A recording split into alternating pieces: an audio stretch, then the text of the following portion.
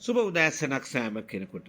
මම මීට පෙර කතා කරා ඔය මතෙව් සුවාරංචියේ 14 කුණාටුව මැදින් ගිහිලා යේසුස් වහන්සේ වතුර මැද ඇවිදලා ඇවිල්ලා ඔවුන්ට පීඩ වෙච්ච හැටි.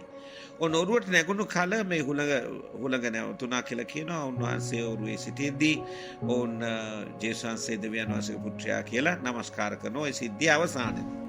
නමුත් මේ මතෙව් 14 සිට 36 සඳහන් කරනවා ඔහු එගොඩ වී ගෙන්නසරෙත් නම් රටට පැමිණියෝය. ඒ රටේ මිනිස්සු උන්වහන්සේ ඇඳින එහි වටකර මුළු රටට කියා ඇර සියලු රෝගීන් උන්වහන්සේ වෙතට ගෙන්වා උන්වහන්සේගේ සළුවේ දාවලටවත් අතකසන්නට ඔවුන්ට ඉඩ දෙන හැටියට උන්වහන්සේගෙන් ඉල්ලුවෝය. අතගැසූ සියල්ලෝම සුවපත් වුණා කියලා කියනවා.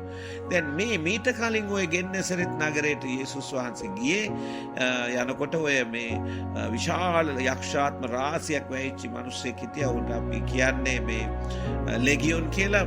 එතුමාගේ ඇඟේ ඒ පුද්ගලයාගේ ඇඟේ හිටපු දහස් ගණන් යක්ෂාත්ම දුරු කරාට පස්සේ ඔහුට සිහිය ආවා. හැබැයි ඒ යක්ෂාත්ම පිට වෙන්නට ගියේ අර ඌරන් මතර නිසා. මේ ඌරා නැති කරපු මිනිස්සු යේසුස් වහන්සේට කිව්වා යන්න මේ නගරෙන් පිට වෙන්න කියලා. ඉතින් ජනතාව යේසුස් වහන්සේ නගරෙන් ඒ ගමට ඇතුල් වෙනක වැළැක්වුවා.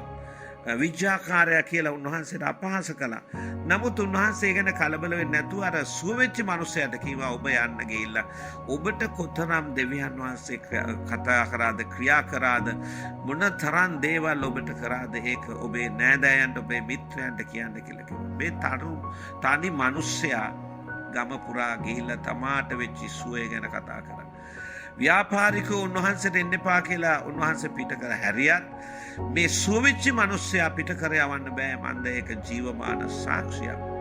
ඒ පුජ්‍යලයා ගිහිල්ලා ගම පුරා නෑදෑයන් අතර ගිහිල්ලා කරපු ඒ සේවයේ ප්‍රතිඵල තමයි මතෙව් පොතේ 14 කියන්නේ.